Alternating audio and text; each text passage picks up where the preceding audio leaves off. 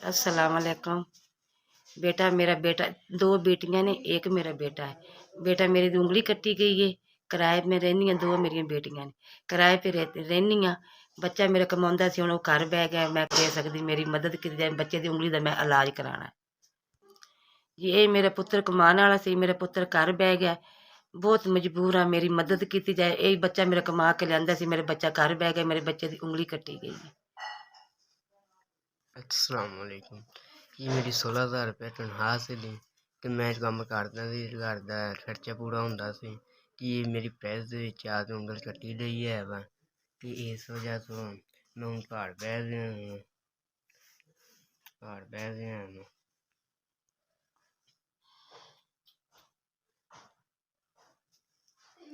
मेरे तो इलावा कमाने वाला घर दे विच कोई नहीं हैगा। ਅਸੀਂ ਘਰ 'ਚ ਬਹੁਤ ਪਰੇਸ਼ਾਨ ਆ।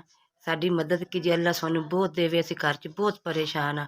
ਬੱਚਾ ਮੇਰਾ ਘਰ ਬਹਿ ਗਿਆ, ਉਂਗਲੀ ਉਹਦੀ ਕੱਟੀ ਗਈ ਹੈ। ਸਾਡੀ ਮਦਦ ਕੀਤੀ ਜਾਏ, ਅਸੀਂ ਬਹੁਤ ਪਰੇਸ਼ਾਨ।